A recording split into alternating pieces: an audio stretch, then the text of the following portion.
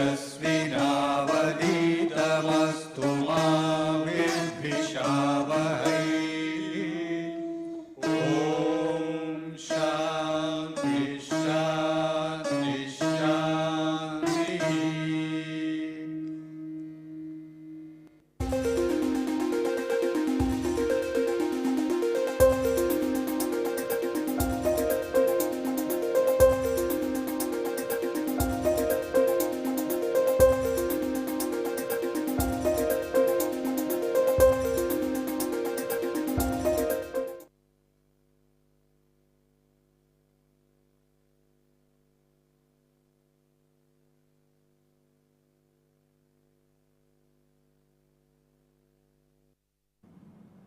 In this 24th lecture of this course, we will continue with the discussion on the energy band diagram under forward bias.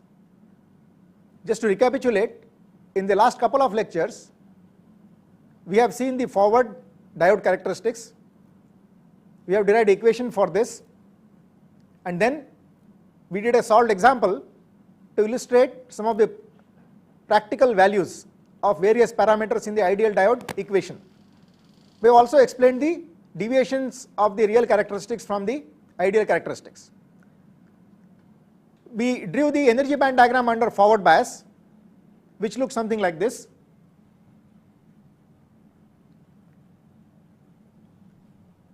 Now we wanted to explain some features of this energy band diagram. Most importantly, this diagram gives you the boundary values of the excess carrier concentrations at the depletion edges. Okay. So you recall that the excess carrier concentrations drawn on a linear scale, they look something like this on the P and N side. This is delta P and this is delta N as a function of X. This is the depletion layer. The boundary value of this excess carrier concentrations, this is the most important result in the entire ideal diode analysis, which leads to the exponential characteristics. Now this equation for this excess carrier concentration can be obtained directly from this energy band diagram as follows. Supposing you want delta P on the N side, this is the N side at the depletion edge. In terms of the quasi-Fermi level, we can write the equation for P, whole concentration at this edge, that is Pn, as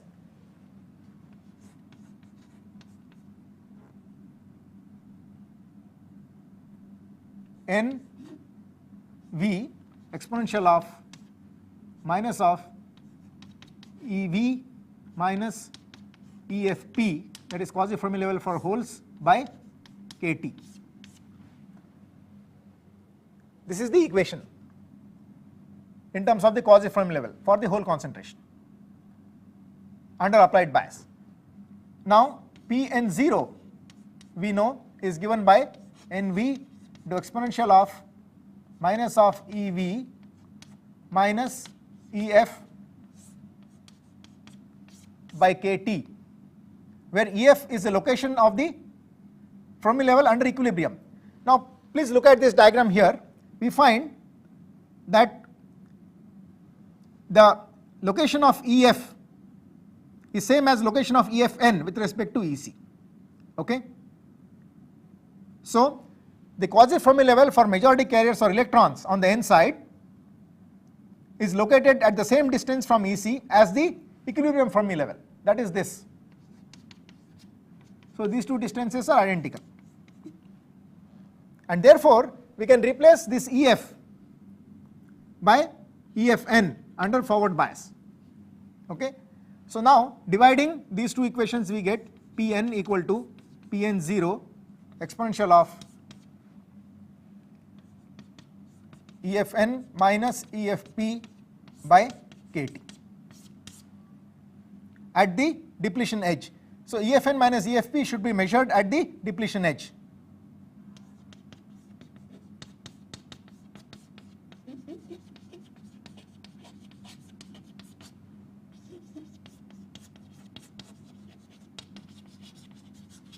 Depletion edge on the N side. So that is this difference. Okay, this is EFN minus EFP. EFP is here at the depletion edge and EFN is there. So, but this difference is nothing but Q times V, as you can see from here. So this clearly shows that you can replace this EFN minus EFP by Q times V.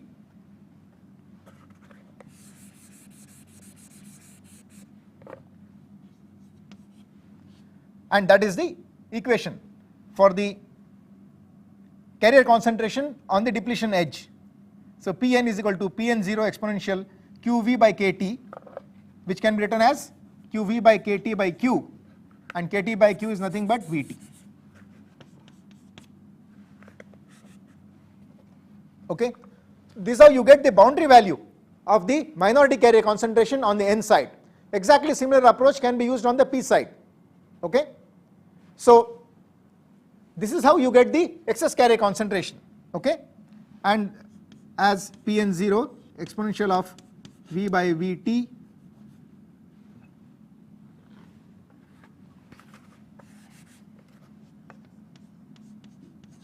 minus 1. So the difference in the quasi-Fermi levels directly gives you the excess carrier concentration at the depletion edges, which is the starting point for deriving the equation for current voltage characteristics. So this is the significant advantage of the energy band diagram. Okay, the boundary condition is obtained in a very straightforward manner as exponential dependence on the voltage of the carrier concentration. In fact, the first analysis of the diode, okay, was done using energy band diagram, and the boundary value was obtained using the energy band diagram and not using the 5 basic equations. So it was obtained using this diagram. Okay. So with this, we have completed our discussion of the forward current voltage characteristics of a diode, wherein we have seen how the device is analyzed without the aid of energy band diagram using the 5 basic equations, and we can also analyze the device using the energy band diagram, which has some advantages. We will follow a similar approach and discuss now the reverse current voltage characteristics of the diode. Let us look at the slides which show the reverse characteristics. So here are the characteristics in which the breakdown mechanism is avalanche. Look at the current. The current axis is in a log scale, so a wide range of currents have been shown here. The breakdown voltage is of the order of about 16 to 18 volts. What you find here is that the characteristics change rapidly near the breakdown. So this point here and this point here, for 2 different temperatures, the change is quite sharp.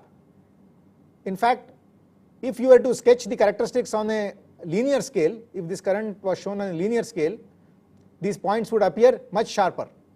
Okay? So these points are called knee points.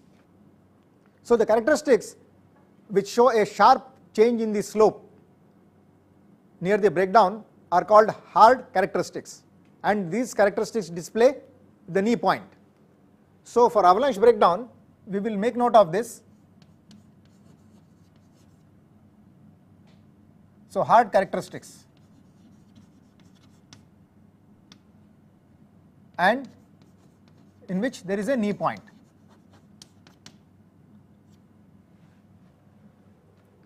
Now let us look at other features of this particular characteristics. Now you find that as the temperature increases, the breakdown voltage increases. So for 20 degrees centigrade, this is the breakdown voltage, which is close to 16, whereas for 120 degrees centigrade, the breakdown voltage is close to 120, close to 18 volts. So therefore, What this means is the temperature coefficient of breakdown, okay, as defined by this parameter,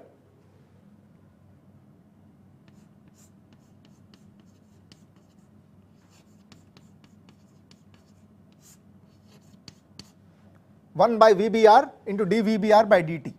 This is called temperature coefficient of breakdown. This parameter is more than 0. It is positive for avalanche breakdown. Now it is found that the breakdown voltage itself, if it is greater than 8 times the energy gap,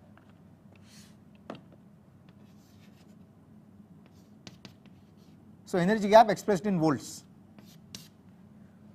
If breakdown voltage is more than 8 times energy gap, then the mechanism is found to be avalanche. Now exactly what is meant by avalanche mechanism we will discuss shortly, okay, but this kind of mechanism is present if the breakdown voltage is more than 8 times energy gap. This means for silicon diodes more than about 9 volts you will have avalanche breakdown, okay. Let us look at another type of characteristics which correspond to Zener breakdown.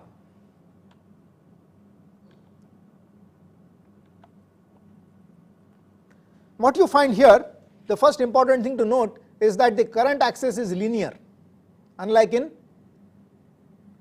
avalanche breakdown. So this is because you can see that the current changes rather gradually near breakdown. In fact, these characteristics do not have any knee point. These are called soft breakdown characteristics, which do not have any knee point. So there is no sharp change in slope, and so the breakdown voltage cannot be identified very easily, okay. There is no precise point that you can identify for breakdown. Since the current changes gradually, we have shown the characteristics on a linear current axis. A common practice is to define the Zener breakdown voltage as the voltage at 5 milliamperes, okay. So for example, the breakdown voltage here would be, you take 5 milliamperes and this is the breakdown voltage at 80 degrees centigrade, okay, which is between 3 and 4, it's close to 3.5 volts. So we can make note of this fact that Zener breakdown, you have soft characteristics.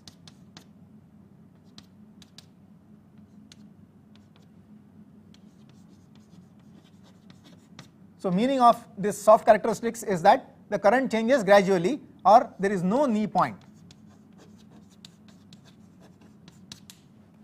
And so the breakdown voltage is defined as the voltage corresponding to 5 milliamperes.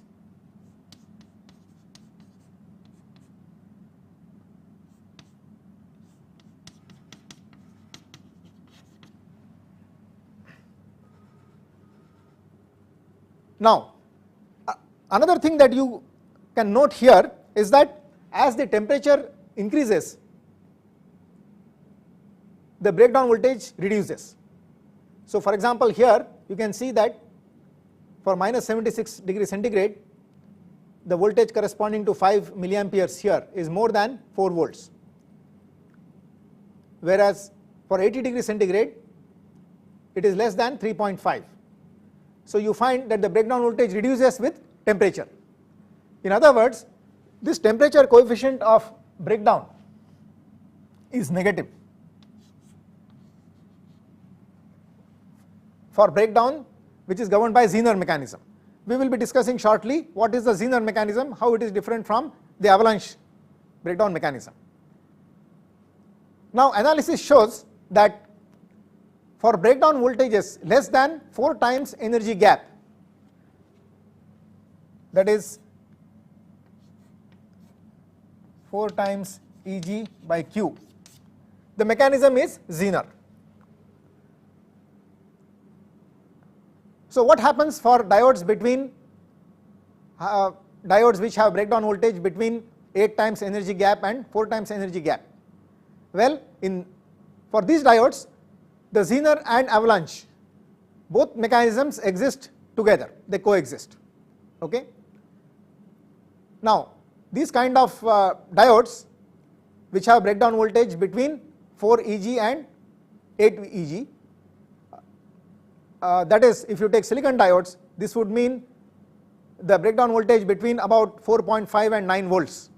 These kind of diodes will therefore have temperature coefficients which can be close to 0. So you can adjust the temperature coefficient of breakdown very close to 0, okay, by choosing an appropriate breakdown voltage in this range.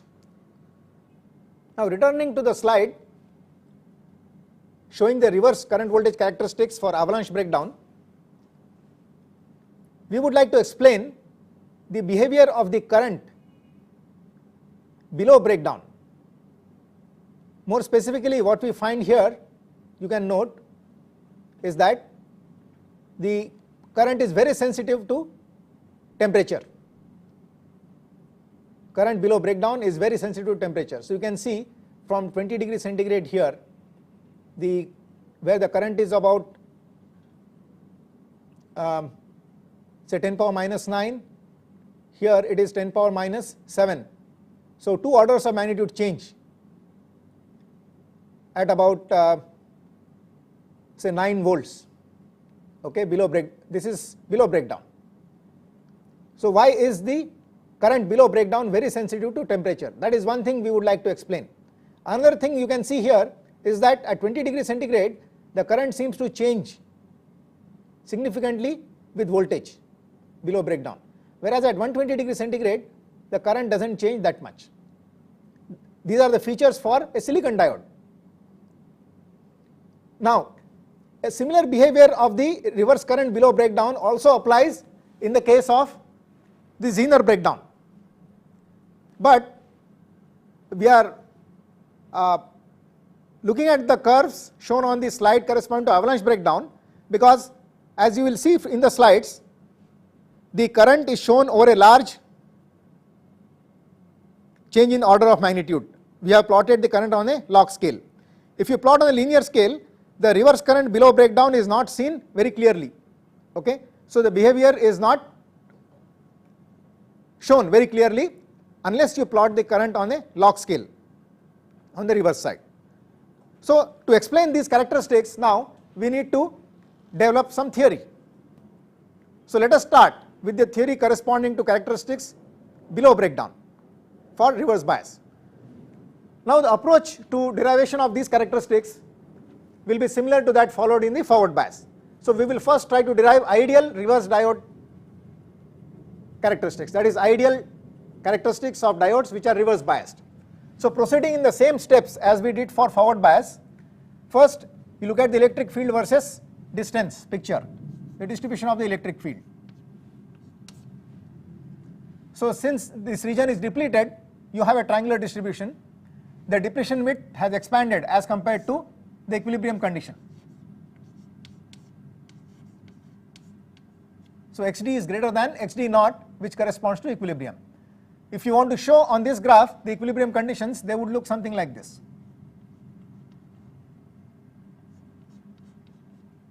So this area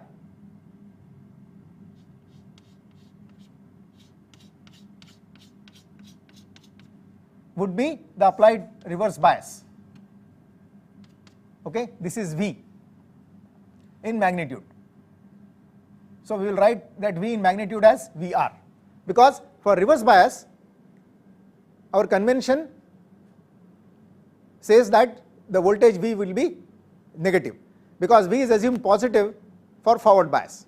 That is, when P region is positive with respect to N region, we say the V is positive. So magnitude of reverse voltage will be denoted by VR. So this shaded area is VR, and this area under this triangle is the built-in voltage psi naught.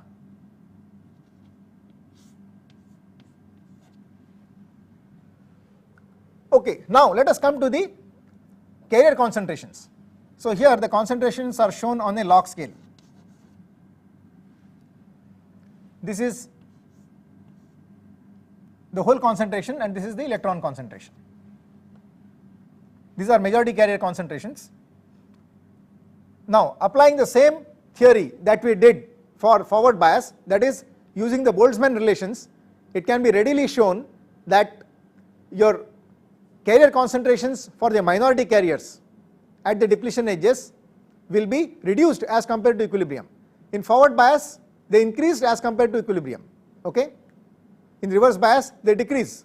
So the formula is the same as under forward bias. In other words, if you draw for the holes, the concentration of holes here would decrease as compared to equilibrium. This is the equilibrium concentration, and if you call this point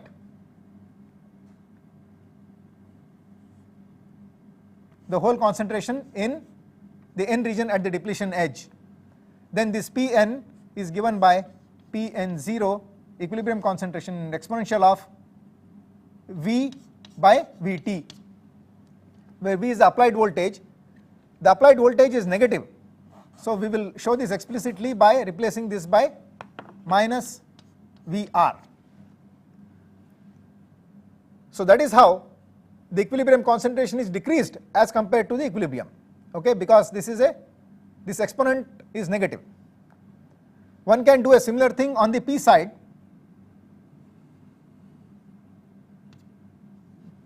So this would be the electron concentration on the p side is given by Np0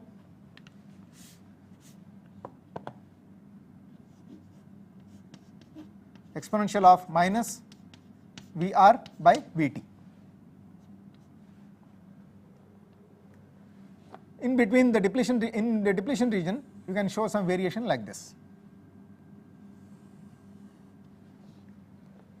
So these relations are obtained from the Boltzmann relation, okay, which are a consequence of the assumption shown here that Jn is approximately equal to 0, Jp is approximately equal to 0, so called quasi equilibrium approximation.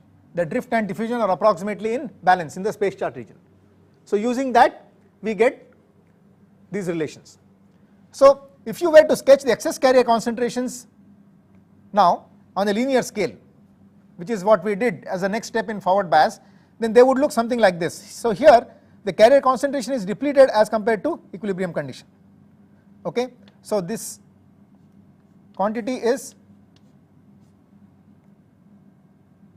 delta P on the n side, and you similarly have delta n on the p side.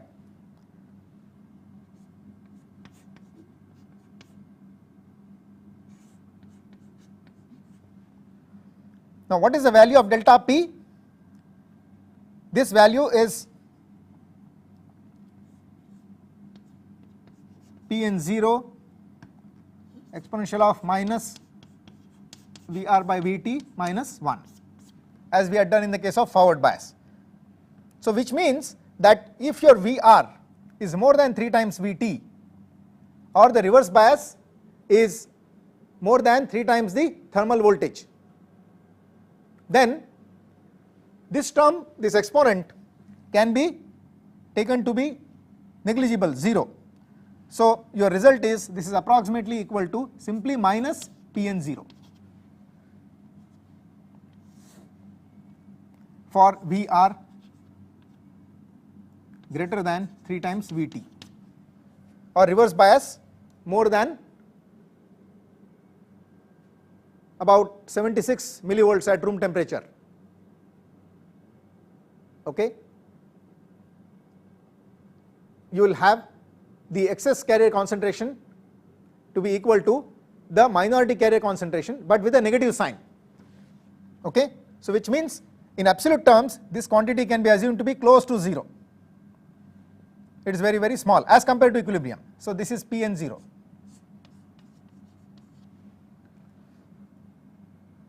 And this is Np0.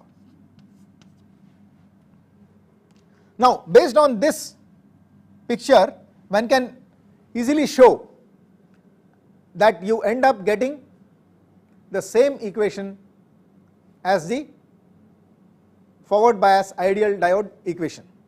Okay. You use the diffusion currents, you use the same approximations that we made in the analysis of forward bias conditions, and you get the result as follows. So, ideal reverse characteristics, IV characteristics. So, you get I equal to I naught exponential V by Vt minus 1. But please note that the V is negative here. So, for reversed direction, V is minus Vr. So, the table that is shown here, okay, this was a table that was used for forward bias. Exactly same set of approximations are used for reverse bias also, and then you get this result. So, you can proceed through the steps yourself. I do not want to discuss these steps in detail because there would be repetition. You can spend time yourself and then arrive at this conclusion. This is the equation.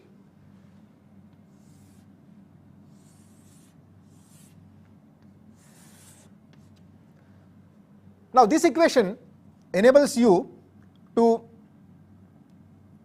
give an interpretation to the current I naught. So, what you find is that I is approximately equal to minus I naught if your V is less than minus 3 Vt or your Vr is greater than 3 times Vt.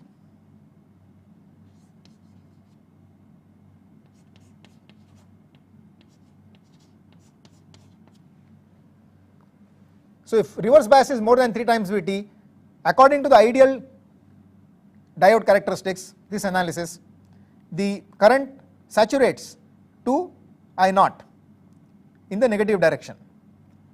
That is why the I naught is referred to as the reverse saturation current. So, the name given to I naught is the reverse saturation current of the diode. Okay.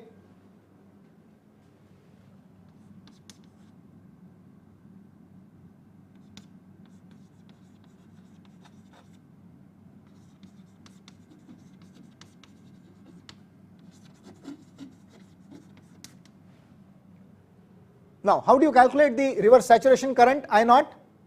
Well, you can repeat the formula that we derived under forward bias because it is the same formula, and that formula is Q times Pn0 upon Lp into dP, this is for the P side, and plus Np0 dN upon Ln, this is for the N side, and you must multiply this by the area. So, let us multiply it by the area here. It is the area of cross section of the diode. Okay. So, these are the two diffusion currents, one on the N side and the other on the P side. So, these are minority carrier currents, and if it is a one-sided junction, that is the doping on P side is much more than on N side, then only this quantity will dominate, only the whole current will dominate. Okay. So, you know that. Now, you can further write this as follows: A into Q, the minority carrier concentration can be written as Ni square product divided by doping. So, you get the Ni square out, and in the bracket you get dP by Nd Lp plus dN by Na Ln.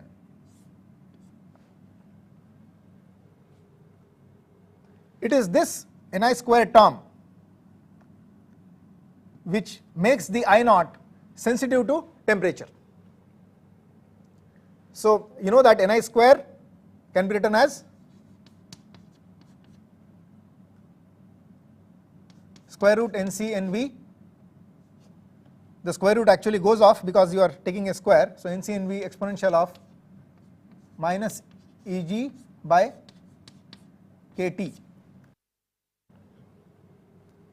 This is Ni square product. So it is this term that is responsible for the great sensitivity of I naught to temperature.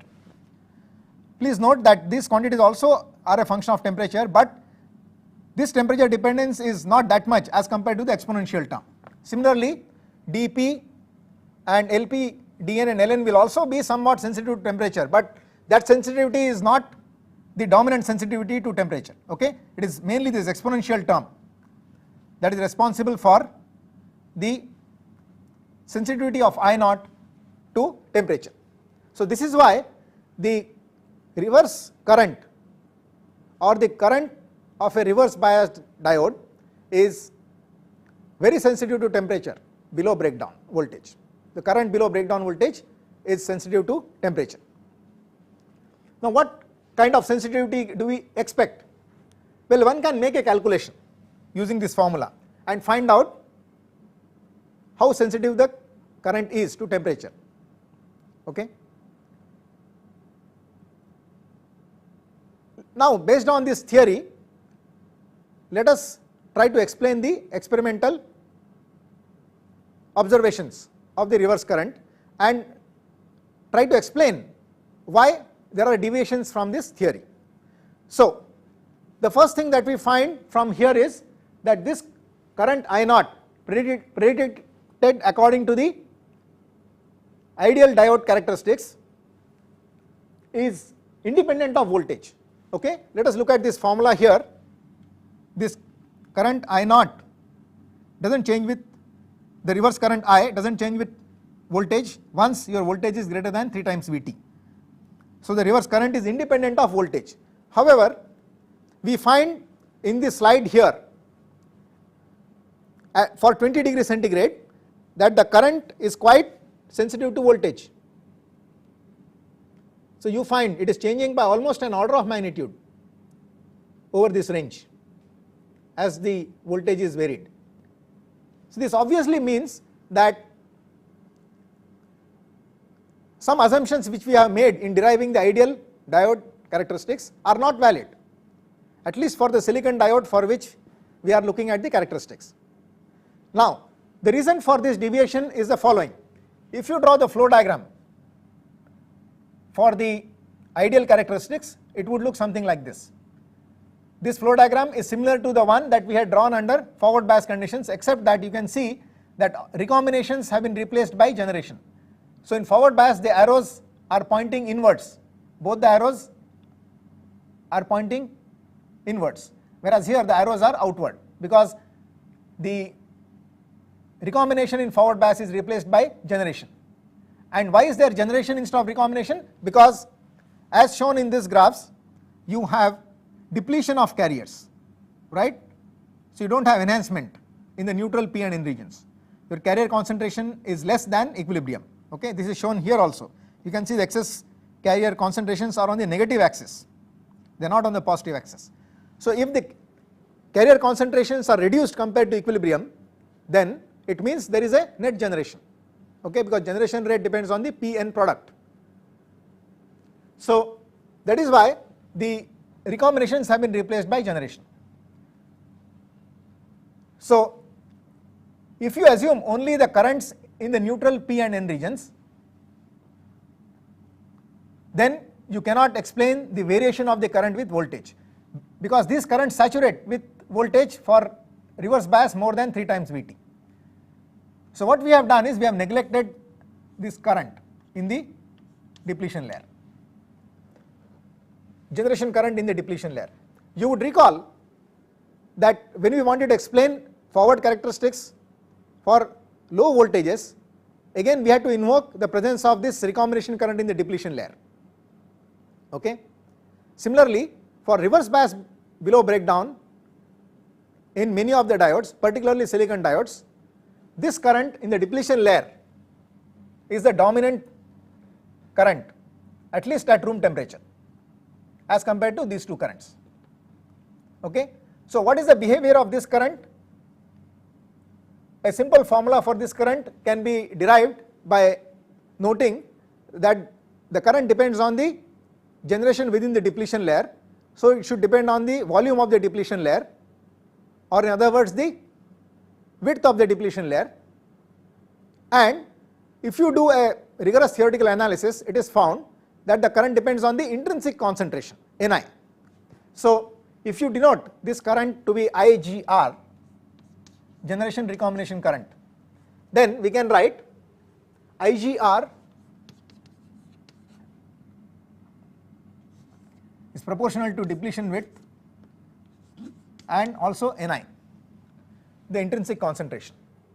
Okay. So how is it proportional to Ni? Well, you have to do a rigorous analysis to show that, okay, which we will not do here. We are trying to explain the situation for silicon diodes because that is our reference. So since as you increase the voltage, reverse voltage, the XD will go on expanding. This XD is a function of voltage. So XD increases as VR is increased. This is what is responsible for the increase of the reverse current with voltage seen at room temperature. Okay. Let us also try to explain why the generation recombination current in the depletion layer or the generation current in the depletion layer in reverse bias conditions. It is recombination under forward bias conditions. The generation current within the depletion layer dominates at low temperature, that is at room temperature and lower temperatures, whereas at higher temperatures the other current in the neutral P and N regions or the diffusion current starts dominating. That also can be understood very well using this formula. So you can see that IGR is proportional to Ni, whereas the I naught is proportional to Ni square. Okay. Now this means that IGR varies as exponential of minus Eg by 2 times kT, because IGR depends on Ni, which depends on exponential minus Eg times Eg by 2 times kT, whereas I naught, the so called reverse current because of diffusion, okay, as per the ideal diode equation, it varies as exponential of minus Eg by kT, because it varies as Ni square, okay, as seen here. So this I naught. It is this difference that is responsible for the dominance of the diffusion current at higher temperatures.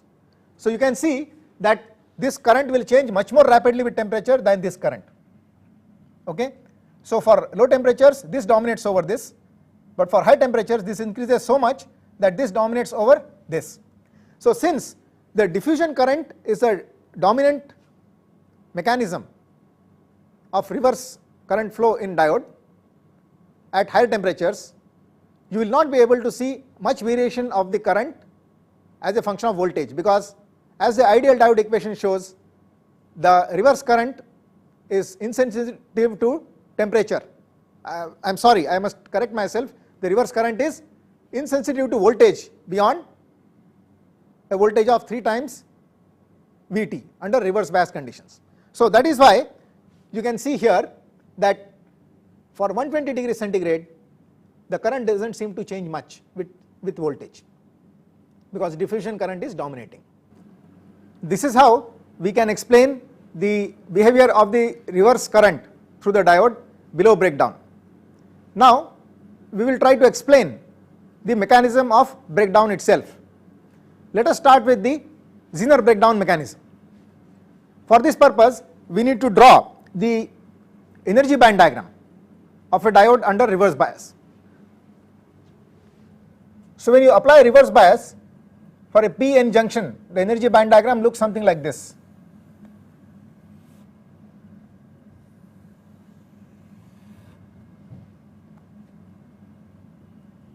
The quasi-Fermi level of electrons here on the n side is somewhere here. So this is EFn. and the quasi-Fermi level for holes is somewhere here, and this difference between the two quasi-Fermi levels indicates the applied voltage.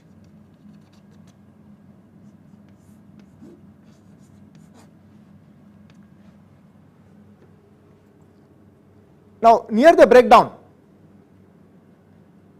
what is happening is that you can see in the band diagram a possibility of electrons from the p side moving to the n side, from the valence band of p side to the conduction band of n side.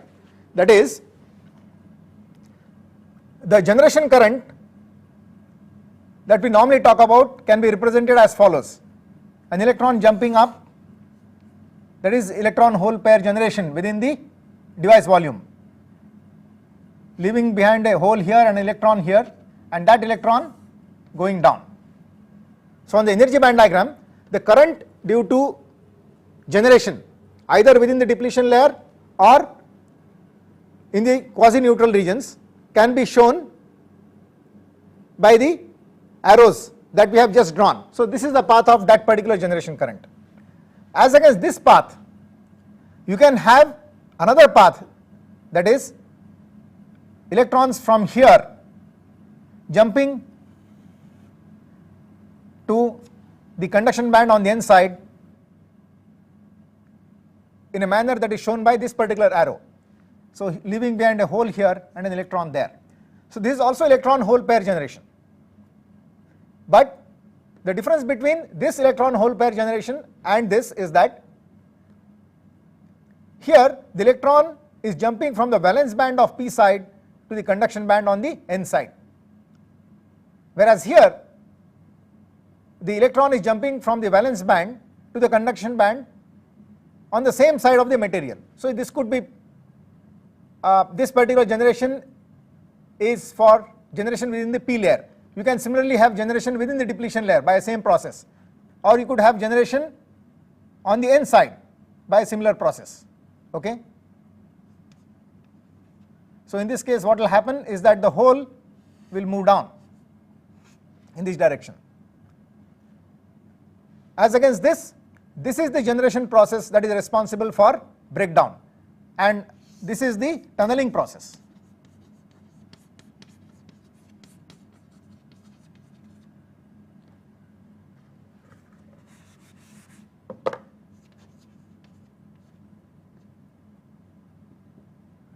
Now this is a tunneling process because you can see that electron at a certain energy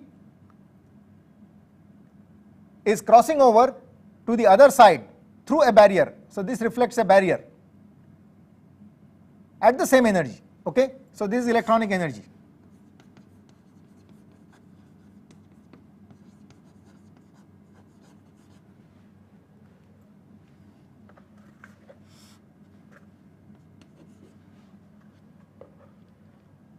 So here electron is jumping from a lower energy to the higher energy, but here the electron is jumping at the same energy from one side to the other side.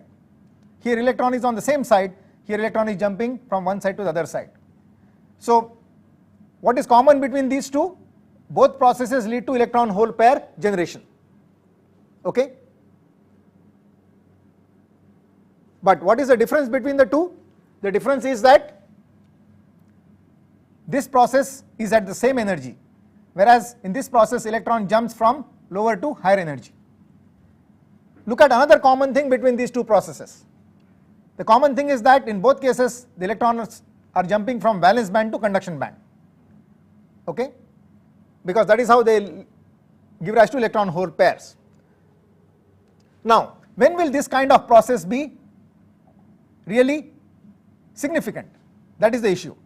Now as written here, that this is a tunneling process because electron from one side of the barrier is going to the other side at the same energy, so it is penetrating a barrier.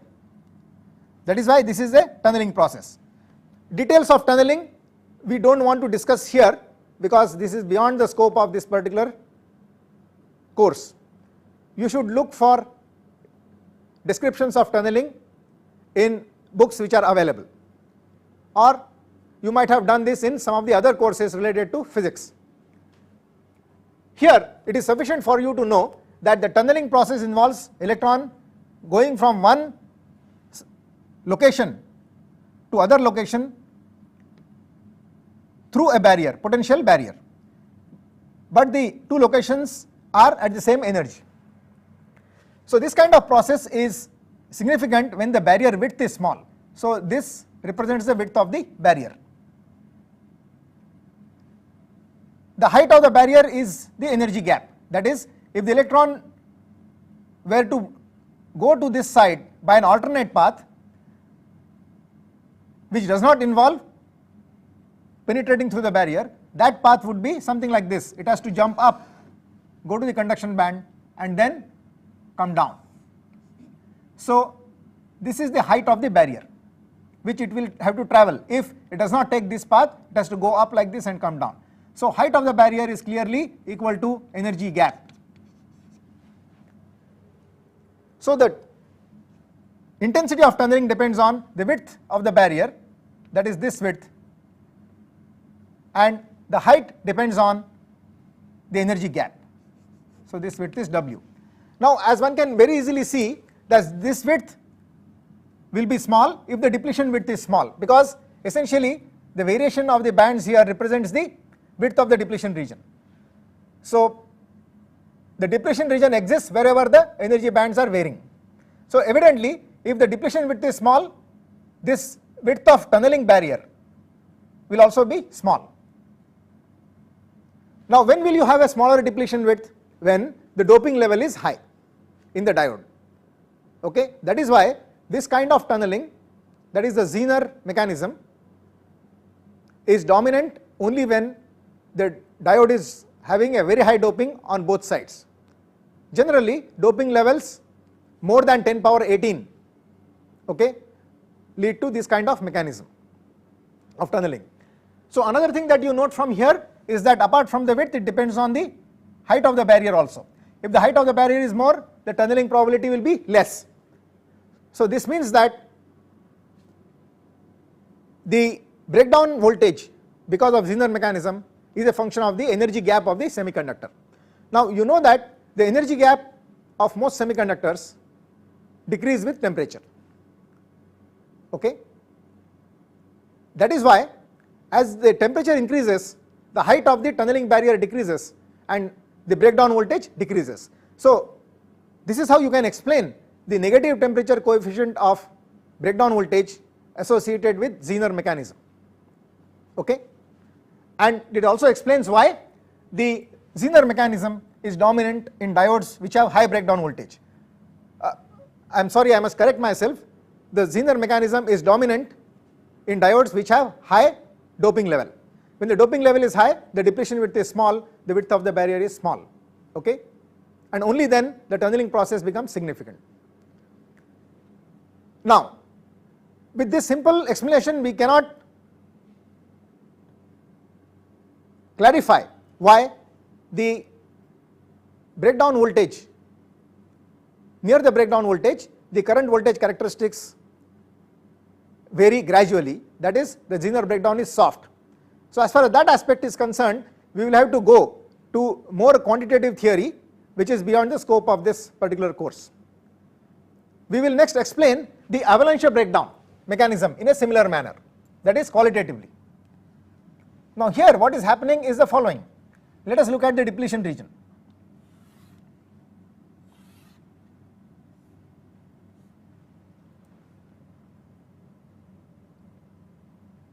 When the doping levels of the diodes are small, then the depletion regions are wide. So this is the depletion region of the diode. On this side you have the P plus and on this side you have the N.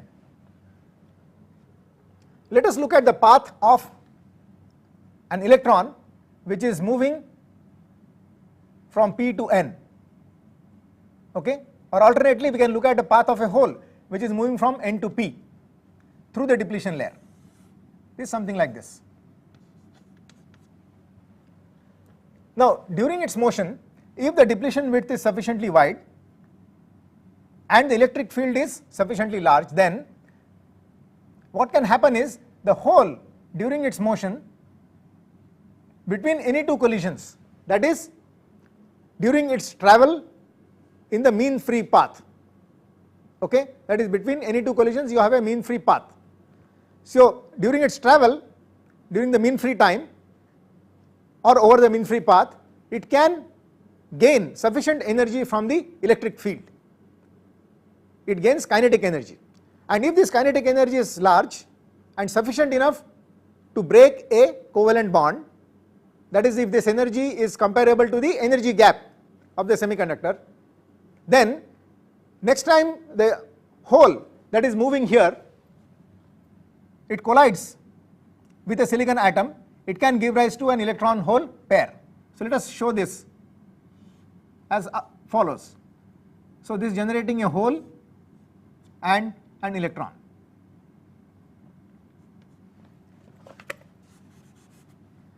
And now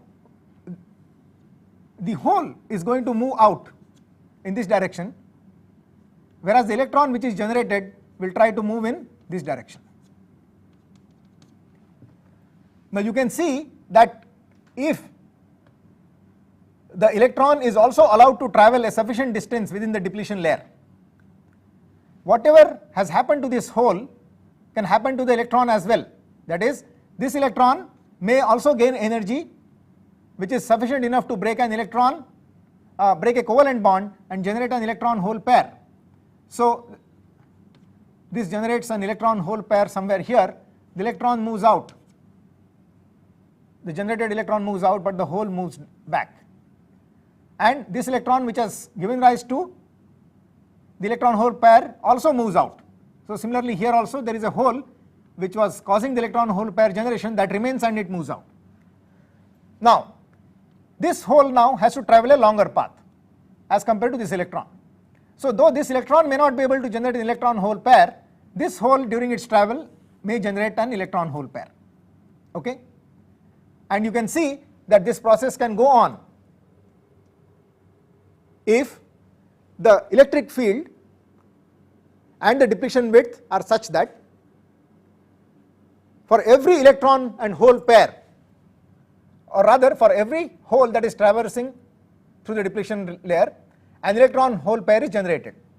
So what will happen is that the electron of this electron hole pair will in turn generate another electron hole pair, and the whole of this secondary electron hole pair will generate another electron hole pair somewhere here,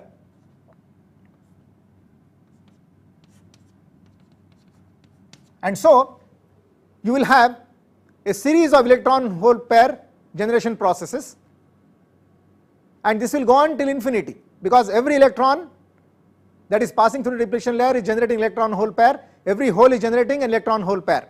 So generated electron or hole is also generating electron hole pair. So there is what is called a storm suddenly building up, and that is when the current will tend to infinity.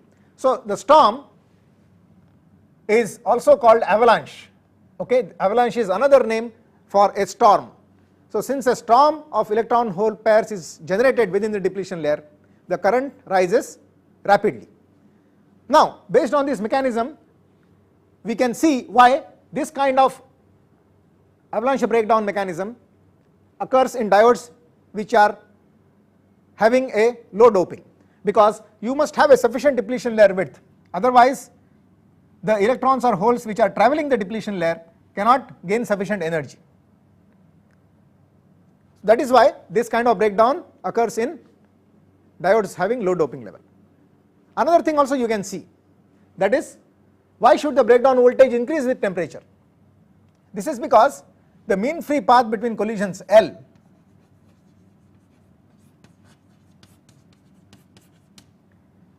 over which an electron or a hole should travel in the depletion layer to create an electron hole pair, this mean free path decreases with temperature.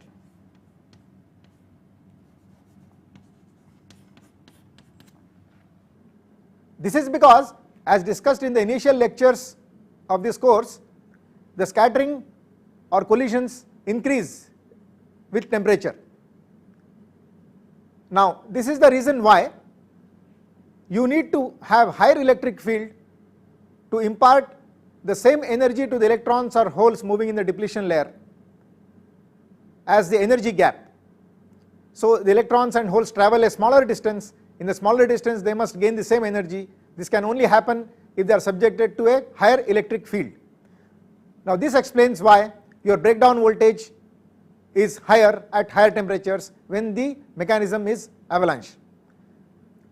So this is the end of the qualitative explanation of avalanche breakdown. I must emphasize that if you want to explain the sharp change in the slope of the current voltage characteristics at avalanche breakdown or the presence of the knee point, then you have to discuss the quantitative theory of this avalanche breakdown, which is beyond the scope of this particular course. A word about how one can practically estimate the breakdown voltage of diodes. The approach that is taken is the following. As we have seen, the breakdown voltage depends on the peak electric field. This is the electric field picture in a diode. The breakdown voltage depends on the peak electric field. When this peak electric field reaches the breakdown field called EBR, then breakdown occurs.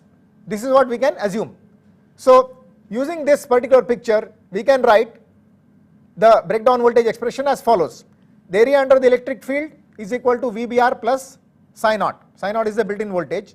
So the VBR can be written in terms of the breakdown voltage field EBR as follows. VBR is equal to epsilon into E breakdown voltage square by 2 times Q times the doping level in the lightly doped region minus psi naught. We are assuming here a one-sided junction. Now the breakdown voltage, the breakdown field calculations have been done and they are available in the form of a graph as shown in this slide. So here the breakdown voltage, the breakdown electric field is shown as a function of the doping level.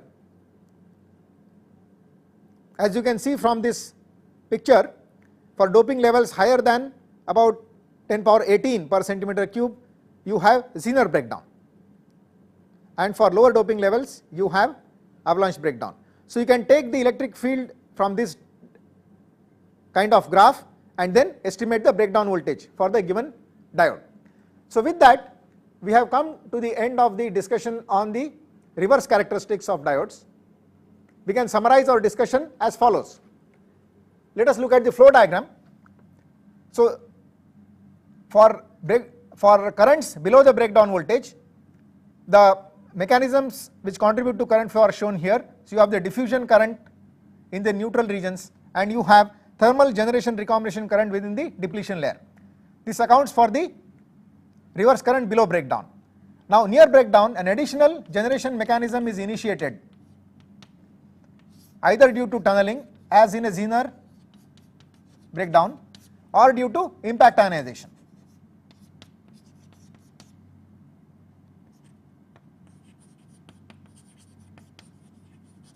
as in an avalanche breakdown, and this generation increases rapidly with voltage, and that is why the current through the device increases rapidly.